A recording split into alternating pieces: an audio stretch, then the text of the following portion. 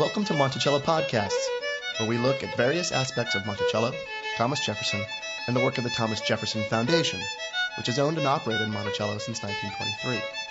I'm Chad Wollerton, Monticello's webmaster.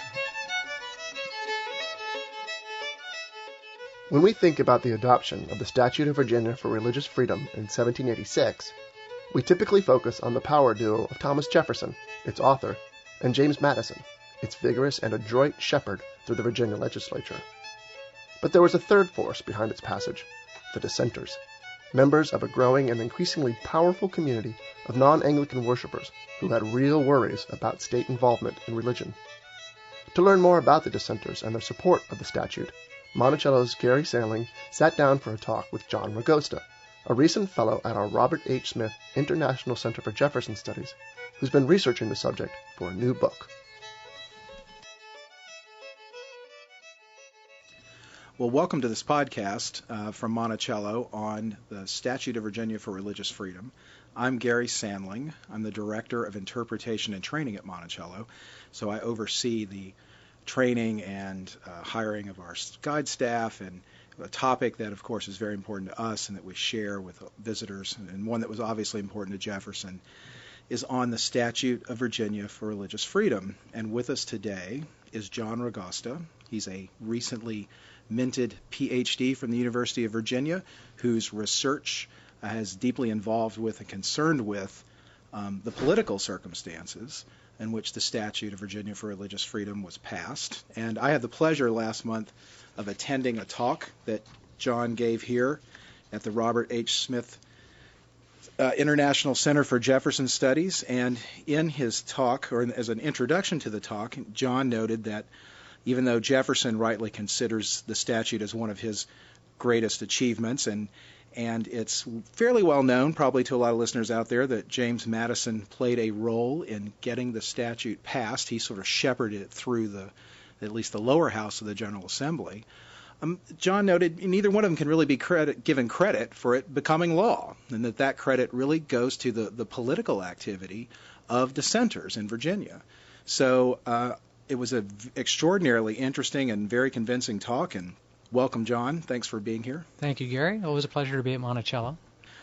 Maybe we should start out, John, by setting a little context. Tell us who these dissenters are, and maybe, obviously, there had been there's religious toleration in Virginia before the Revolution, sort of. But sort of. Can you give us some background right. to what leads us up to this? Well, some people will remember that going into the Revolution, the Anglican Church is the established Church of Virginia. It's the official state church. What that means is that Anglican ministers are supported by taxes. Everyone pays the tax. It doesn't matter if you're Presbyterian or Baptist. You're paying a tax to pay for the Anglican ministers. The Anglican ministers are the only ministers who can marry people. The Anglican ministers, or the Anglican vestries, their lay leadership, has a role in land disputes. They have a role in taking care of orphan children. So they're very much a part of the government political establishment. At the same time, after the mid-1700s, about 1750 on, there is a massive influx of Presbyterians coming largely from Pennsylvania down into the Shenandoah Valley, Germanic, many of them, and Baptists, many of them coming up from the south in North Carolina. By the time of the Revolution, Thomas Jefferson says at one point the dissenters are 2/3 of the population. Right. That's ridiculous. Right. Sorry, Tom. It's a little inflated. It's a little inflated. Yeah. He says at other times they were about 20%. At one time he says they're about 50%. But the dissenters were probably 20% to maybe as much as 33 or 35% of the population. Mm-hmm. So it's a very substantial share of the population. And they're growing. And they're growing. They're growing very rapidly. And the establishment, both the political and religious establishment, the Anglican establishment, because all the great leaders are Anglican, Pendleton, Randolph, Lee, Carey, all of these people who are running the Virginia Revolution are Anglican. Mm-hmm. They very much want the Baptists and the Presbyterians to support the war effort. And do they support the war effort? What's your research? What is your research indicated in terms of, how willing? It seems like, gosh, if these people, as you've pointed out, they're at a disadvantage because of their religion. They are at a disadvantage in terms of taxes. They're at a disadvantage. Their own churches can't act as corporate entities, exactly. Right? So they're at these disadvantages before the Revolution. Even though they can worship they still have these disadvantages. What's their attitude to the war?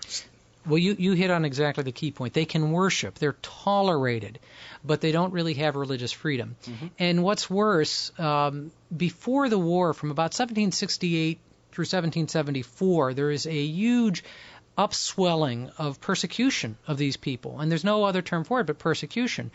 People are whipped for preaching. Baptist ministers are whipped. People are fined for failing to attend Anglican services. Now, it's interesting. In theory, everyone had to attend Anglican services. Right. But it's only the dissenters who get hauled into court and fined. So they're paying a fee for not going to the Anglican church.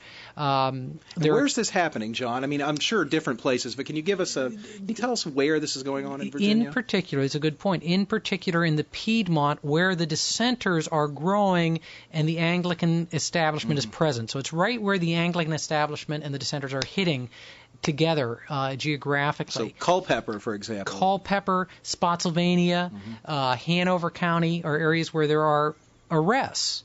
And by 1774, over half of the Baptist ministers in Virginia have seen jail time for preaching. Oh, that's really... Now, this is extraordinary. Yeah, that's extraordinary. This is extraordinary. And if you're a dissenter, you know that either a minister a minister you've listened to, has been in jail for, as they would say, preaching the gospel of Jesus Christ. Mm-hmm. They found this extraordinary. And so they felt they were persecuted.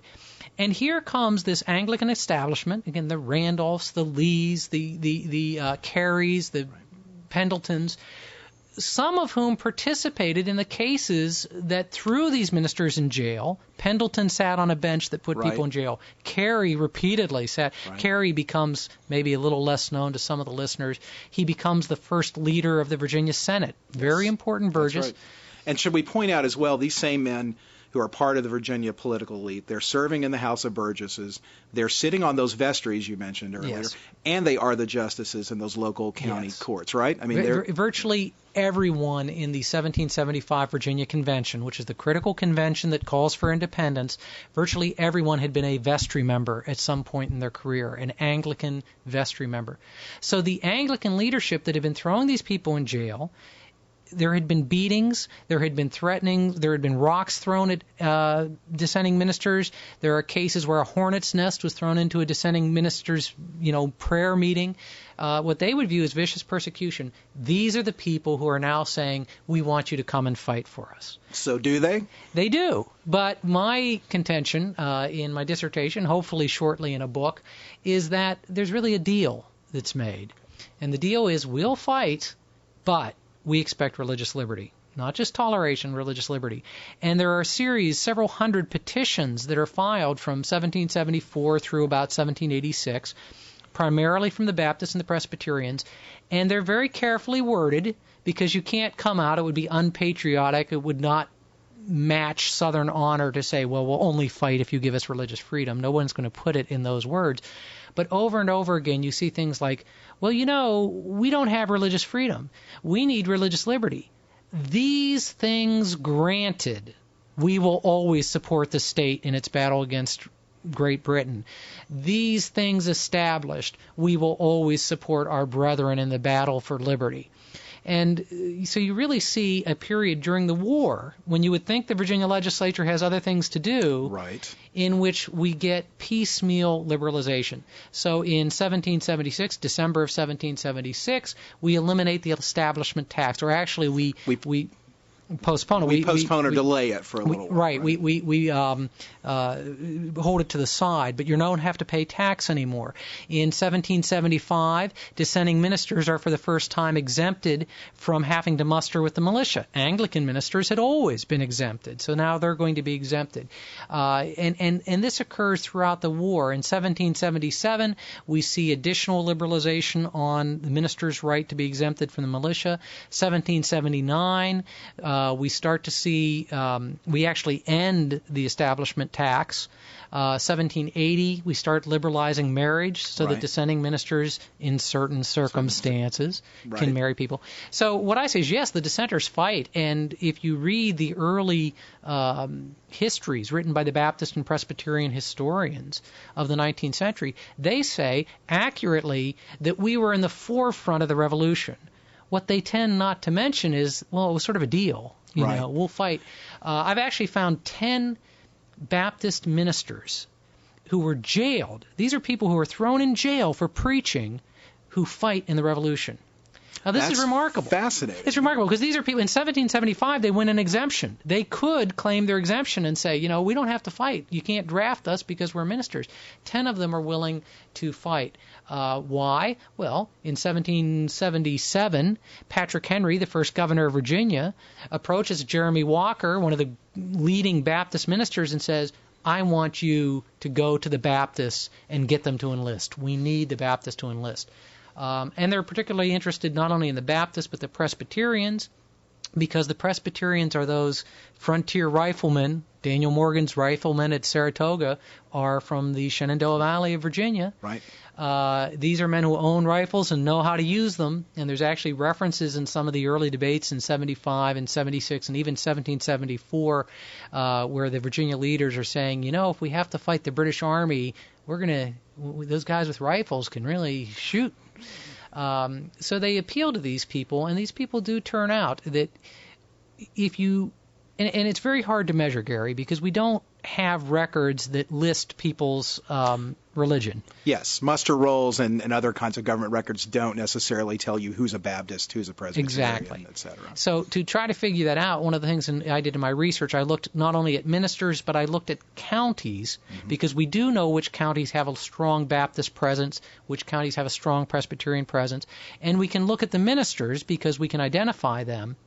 And what you see is that while the Anglican ministry holds more high-ranking positions, and this makes sense because they were the establishment, they were the leaders who were part of the hierarchy, part of the gentry.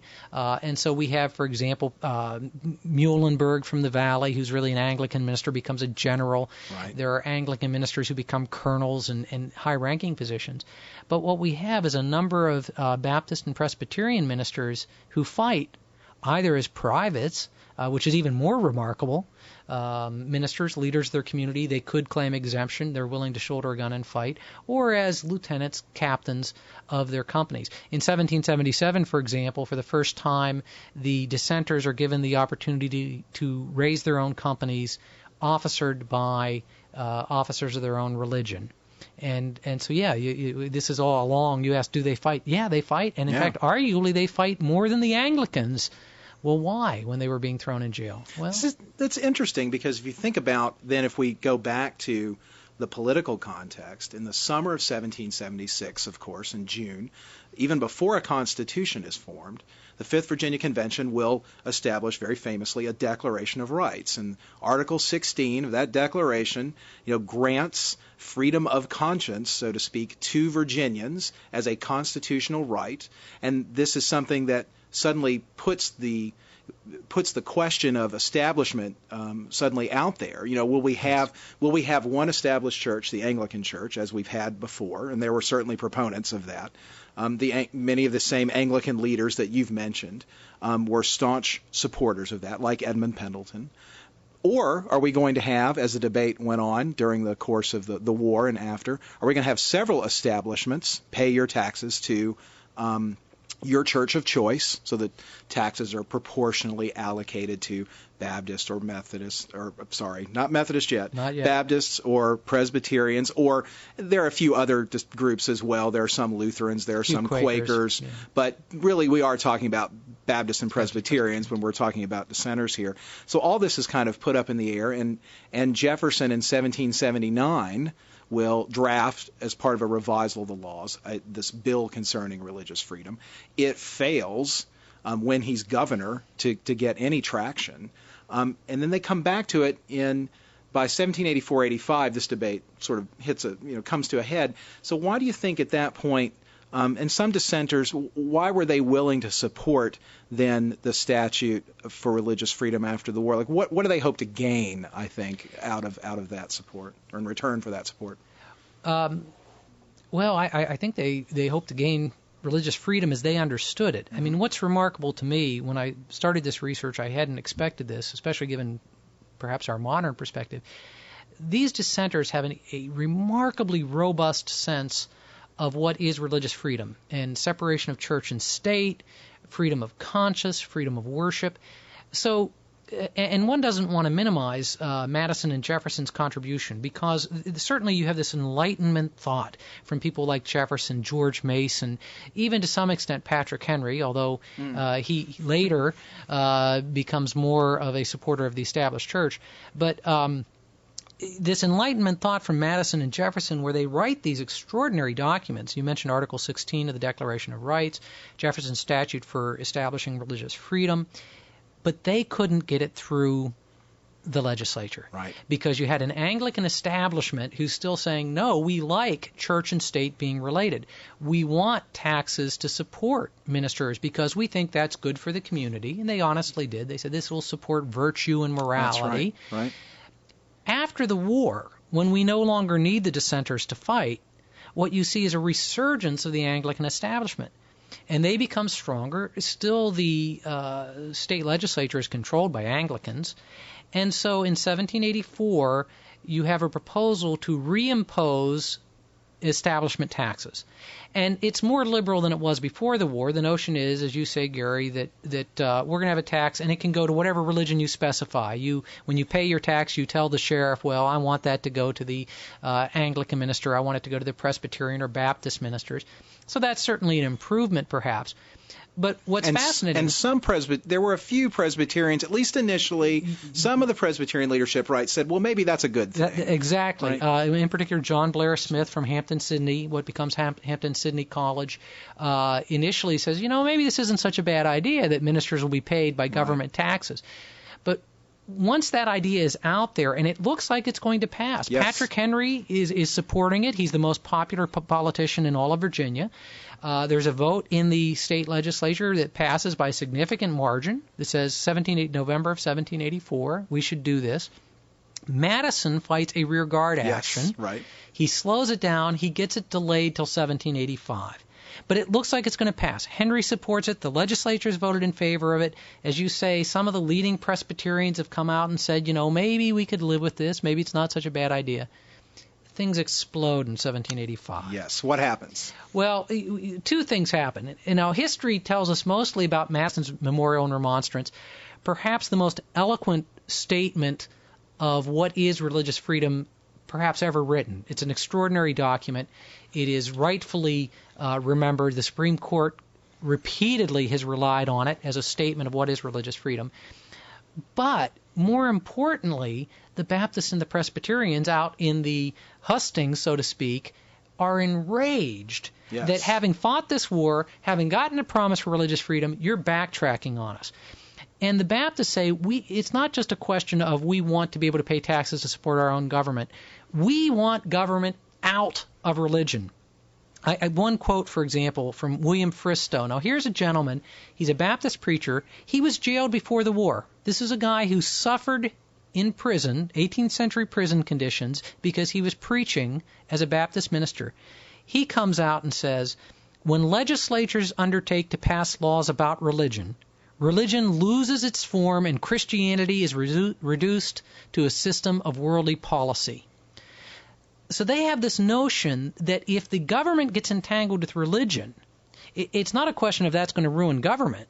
That's going to ruin religion. Right. And this is perhaps the key difference between a Jeffersonian view, which is very much based on John Locke's notions of a social compact where government is formed as a contract between the people and the government, the people and the king in Locke's view, in which we don't want church and state because it's going to interfere with the operation of the state.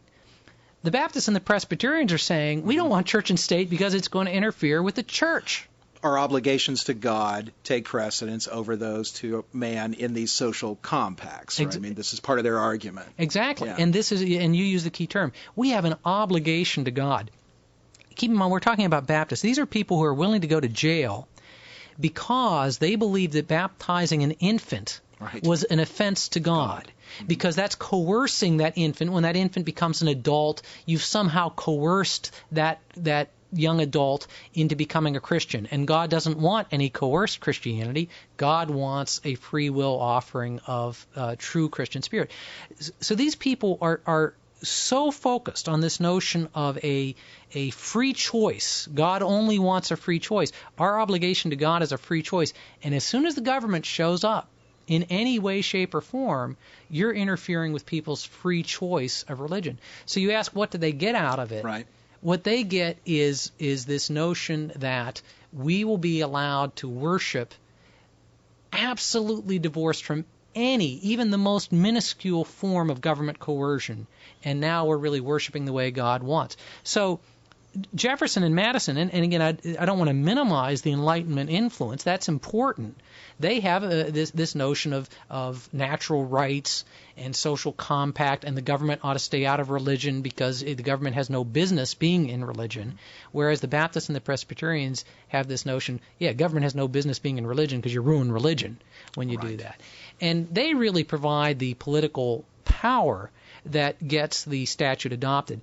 For example, Madison's Memorial and Remonstrance, one of the things that happens in the summer of 1785, they send this out to all the counties, and they leave room at the bottom for people to sign it. Right. And the notion was you'll sign this and send it into the legislature and say, look, we're opposed to government taxes to support religion. This is worth noting that in these petitions, we've been talking, you've mentioned several times petitions that come to the legislature, and all of these petitions virtually have, many of which you can view online. We maybe can talk about that in a few minutes, but when you look at them, there are these signatures attached, and obviously there's a message with the number of people you have signing them. Yes. So just to say, here's the context, and I think John's going to give us an idea of what this looks like in 1785. Well, and this petitioning was extremely important. Arguably, the religious petitions filed by the Dissenters during the American Revolution in Virginia is a real change in the nature of approaching your government. Petitioning was very common at this time, but most of the petitions, if you read the early petitions, they're very specific. We, the freeholders of Caroline County, want to change the boundaries of the local parish. And they're very specific, and they're very parochial, so to speak. What we have in these religious petitions are very broad statements of rights, very broad assertions of natural rights, and this is the way things ought to be, and we're petitioning you, our legislatures, to do the right thing. Well, Madison writes the Memorial and Remonstrance, which again is an extraordinary document. There are probably 1,500 signatures approximately on the Memorial and Remonstrance. There are over 5,000 signatures on a Baptist petition called the Spirit of the Gospel petition, and that petition says that it's a violation of the spirit of the gospel of Jesus Christ to have any government interference in religion. Now, 5,000 signatures, keep in mind that's probably almost exclusively white males. Right. This is a very significant group of petitioners in 1785. When you think about that the white population of Virginia is about 350, probably 300. 400. It's probably a bit high. Yeah, maybe 400. 350,000. Yeah. And so you take out the children, you take out the women. You're talking about a very substantial number of share of the population is signing these petitions. Mm-hmm. And they are weighted toward the western part of the state. I mean, if you look at the voting patterns on Jefferson's Statute for Religious Freedom, the Shenandoah Valley and the Piedmont region carry the statute. And carry the defeat of the general assessment, the state tax for all religion. This petitioning was a remarkably viable political technique. And one of the important conclusions of my book is, before the war, these are people who are marginalized politically. Mm-hmm. There are virtually no dissenters in the legislature. There are a few. They cannot serve on vestries. Vestries are Anglican vestries, and they have both a political and a religious function. You must be married in an Anglican church. You must be baptized in an Anglican church. You must pay Anglican taxes.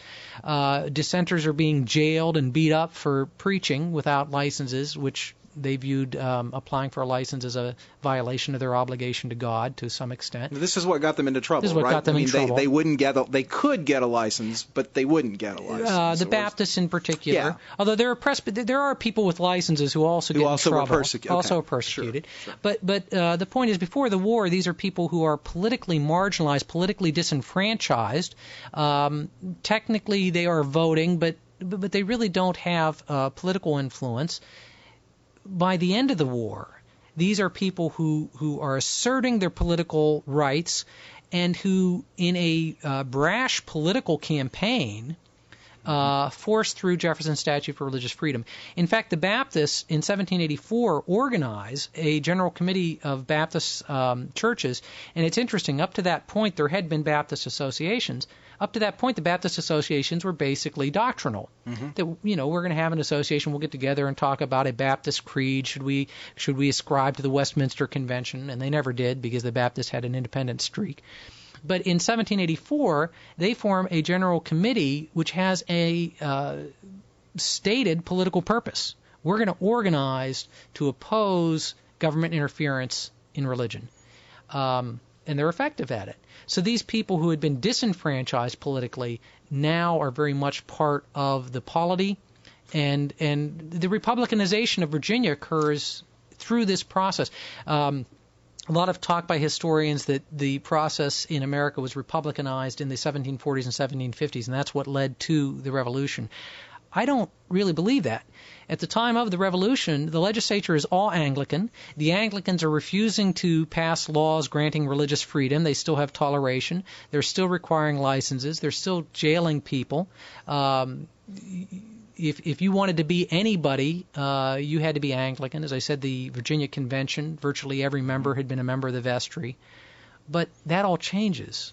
It does show how the political ideals of the Revolution, how they're realized by ordinary, let's say, everyday people, and how they, recognizing that there are certain rights that they have, are going to demand them and organize in ways that are certainly not on the scale and certainly not as common as you see around this issue right after the war. And the people demand it. And to their credit, the Anglican establishment makes a choice. They didn't have to do this. Edmund Pendleton, Robert Carter Nicholas, Archibald Carey. I mean, Archibald Carey is a great character. I mean, apparently, by all accounts, a fairly persnickety fellow. Somewhat irascible man. Yes. He threatens to kill Patrick Henry with a dagger because there was talk about when the Virginia faced debate. When Virginia faced an emergency during the war, they were going to give Patrick Henry basically dictatorial powers for a short period of time, and Archibald Carey says the day that happens, the day he tastes my steel. So here's, as you say, an irascible fellow. He is put in charge of gathering supplies and troops in the Middle District of Virginia. Yes. So he makes a decision. He says, we need the Baptists, we need the Presbyterians. And as much as I support the Anglican Church, he becomes a member of the initial convention in 1784 that forms the Protestant Episcopal Church in the United States when the Episcopal Church in the United States separates from the Anglican Church in England. So he is a dedicated Anglican, a dedicated Episcopalian, but he says, the Revolution's more important.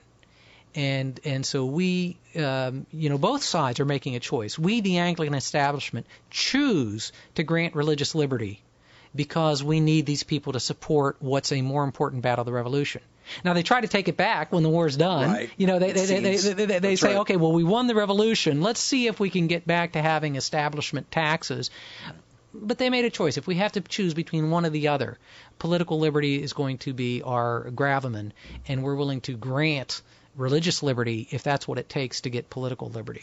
And it's worth noting that the Church of England in America, the Anglican or then the Episcopal Church, really isn't disestablished at law until the statute is really passed. And even then, there's continued debate about who controls the land that the church had once owned. I mean, that this, even in 1786, it's not the end of this dispute. It would go on right down to the early 19th century. Yes, we continue to have battles, but I think you're right.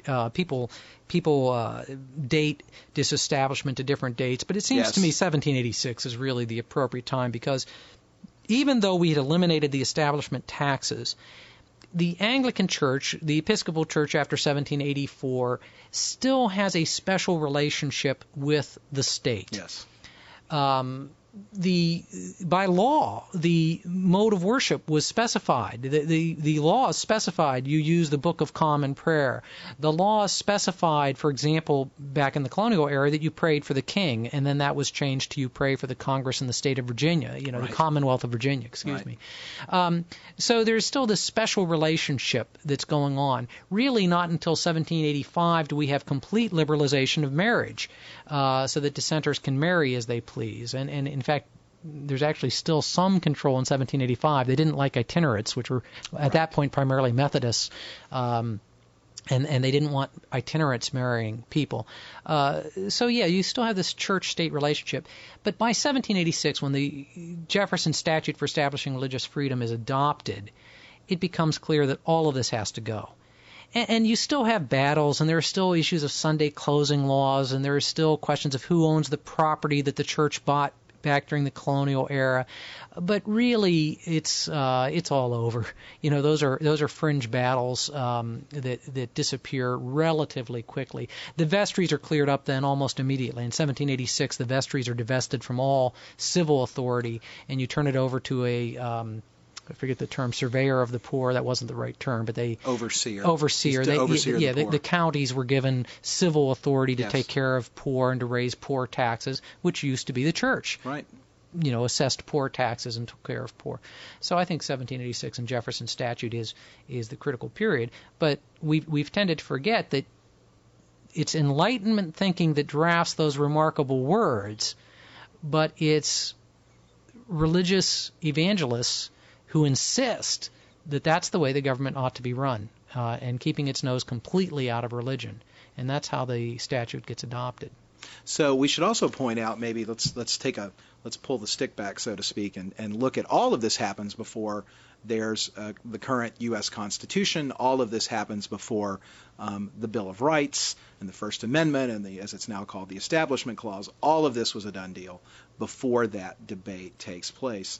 And yet it serves as an influence, obviously, on the Bill of Rights. Of course, every state was entitled to have whatever arrangement or establishment it wished to have in religion at the time of the Revolution. Right. Some states have none. Some states keep a state. Massachusetts, most famously, would keep one into the 1830s. And yet Jefferson Statute, as you mentioned in your talk, you had started to do a little research on, well, when does the statute become held up as something influential or worthy of emulation or heralded in some degree as part of our revolutionary ideals in America? And then obviously before the Reynolds decision, how is it recognized, I guess, to posterity in the first, let's say, the first 50, 60 years after it was passed in Virginia? Well, this is a very important question now of constitutional law. Yes. Because you mentioned the Reynolds decision in 1879. It was actually a polygamy decision. It was the original decision against polygamy in Utah, the territory of Utah at the time. And in that decision, the Supreme Court says emphatically, if you want to understand religious freedom, if you want to understand the First Amendment, look at Jefferson's Statute for Establishing Religious Freedom. Look at Madison's Memorial and Remonstrance. And the Supreme Court repeats that over and over again well into the 20th century. And today, in the 21st century, the Supreme Court says the gravamen of religious freedom, the bedrock, the foundation, they sometimes use the term foundation of the First Amendment, is Jefferson's Statute and Madison's Memorial and Remonstrance. A number of modern scholars have said, why? Where do you get that? That's right. That's kind of come under some scrutiny because after all, Jefferson statutes passed in 1786. At the time, 11 of the 13 states still have some establishment of religion. Massachusetts has a fully established religion, so to speak, but almost all of the states, Rhode Island being the other exception, have some clause in their constitution that requires that you be a Christian to hold office, requires that you be a Christian to vote, perhaps. Many of them require that you be a Protestant Christian. Right, some are more specific, excluded. only Protestants, right? So 11 of the 13 states have some form of religious restriction. So why is it that we should look to Virginia and Jefferson's statute rather than the much more restrictive, much more entwined state and church relationships in these other 11 new states? I think the Supreme Court was right in 1879, and this is an issue I've just begun to research, and as far as I can tell, there hasn't been a lot of research. But what's interesting is when you look at the debates over religious freedom from 1786 to 1879, Jefferson's Statute and Madison's Memorial and Remonstrance are talked about. They're reprinted in the newspaper. There'll be a debate going on in Texas over Sunday closing laws, or a debate up in upstate New York about what we should do with the Sunday mails. And the local newspaper would say, well, we need to remember what James Madison said about freedom of religion. And that's repeated. That's interesting. Yeah. When Madison dies, when Jefferson dies, there are eulogies. As we all know, Jefferson's tombstone, he says, I want to be remembered for three things: the Declaration of Independence, the statute for establishing religious freedom, and the University of Virginia. People around the country actually remembered that. When he dies, eulogies, oftentimes there would be somebody stand up and read the Statute for Religious Freedom. I was struck, oftentimes they wouldn't read the Declaration of Independence, but they'd read the Statute for Religious Freedom. If you read early American histories written in the early 19th century, Bancroft's, which is one of the most famous, one of the most heavily published histories, Bancroft says, during the Revolution, religious freedom was established. Look at Jefferson's Statute for Religious Freedom. Right. This is Charles Bancroft's George Bancroft's History of the United States. Right, okay. Which is at the time considered the seminal early history. It's very influential. It's very influential. It's very influential. Okay. So my premise is, and it's at this point it's somewhere between a premise and a strong hunch, but I've begun the research on this, is that the reason the Supreme Court says in 1879 that, well, of course you look at Jefferson's statute and Madison's Memorial and Remonstrance, is that's what everybody who was a 19th century American understood. And they understood it was aspirational because they understood that many of the other states still had church-state relationships. They understood that we did not have perfect religious freedom in every one of the states because, as you point out, the Constitution in the early 19th century doesn't restrict states from interfering. The First Amendment doesn't apply to state laws. It only applies to federal laws. That changes then after the Civil War and into the 20th century. So people understood that the states could restrict religious freedom, but think of it in this sense. If you asked an educated 19th century American, if you came from Europe, and you said, explain to me this American notion of religious freedom. Yes. I have a strong suspicion people would say, read Jefferson's statute, read Madison's Memorial and Remonstrance. And again, they knew it was aspirational. They knew we haven't really done that. But that's why when these educated men, presumably in 1879, sitting on the Supreme Court, they had grown up reading the newspapers, reading the histories, being taught in school. You want to understand religious freedom? Don't look at Massachusetts. They understood that Massachusetts was backwards when it came to religious freedom. Look at what Virginia did. Look at what Rhode Island did. And Rhode Island also has this very robust notion of religious freedom. So, the whole question when you look at the history of the Constitution or the history of one of these provisions, we don't need to rely on history. I mean, the Supreme Court today, if they so choose, can simply say this is how we are going to interpret religious freedom today. This is what we think the First Amendment means. This is what we're going to say it means. But if we care about what the founders meant by these terms, you can always find a founder who says one thing or another. You can always find a founder. They don't ever speak with one voice. They don't speak with one voice. Right. You can find a founder. Patrick Henry supported an establishment tax. Okay? Absolutely. And he's an important founder. Alexander Hamilton, John Jay, these are people who support more restrictive notions of church-state relationships. So the question is not, can you find a founder who said this or that? The question is, are there particular statements that we ought to view as more emblematic, more iconic, more foundational? Mm-hmm. And I think the evidence is going to show that to the 19th century Americans who inherit the Revolution, to use Joyce Appleby's term, they understood Jefferson's statute as that's what we really should do when it comes to religious freedom. We may not be doing it in every case, right, but that's really the right So notion. like the Declaration, it serves as something that holds out before posterity, from the Revolutionary era's point of view, to posterity. Here's something to which to realize fully this notion of liberty. Right.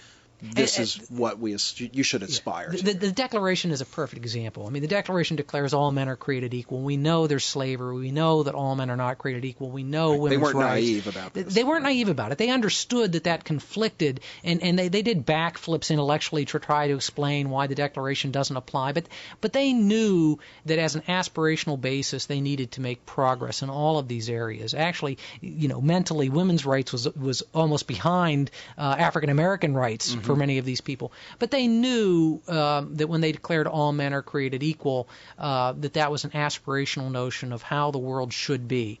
They understood that Jefferson's Statute for Religious Freedom, Madison's Memorial and Remonstrance, is the way that government and church ought to interact, which is to say they ought to be wholly separate. And as Jefferson says in 1802, a wall of separation. Yes. In the letter to the Danbury Baptist a wall of separation. Right. But that, while he uses that term in 1802, that concept is very strongly brought to us by the Dissenters during the American Revolution. And I think that's what's so interesting about your research in this question, John, is that it has been, it's very frequently a subject to say, here's this aspirational document in a way, and here's the influence of this Enlightenment thinking and the importance of freedom of conscience. But here we see the intersection of a group of people who share that aspiration for completely different reasons, yet they're willing to support each other, both in the war and then subsequently, as you point out, the Anglicans are willing to give ground on this because they realize that for this society to function in a way, in a stable, peaceable way, that these kinds of sacrifices and then compromises have to be made to accommodate all these different viewpoints. Right, and this is the one area where I might criticize the current court's view on religious freedom to some extent. That certainly the deal that was made, and I think that's an appropriate term, the deal that was made for religious freedom in Virginia during the American Revolution, the Dissenters contemplated a very strict separation of church and state. I think the Supreme Court's been correct on that from a historic perspective. Again, you can have any view you want from a modern philosophical perspective.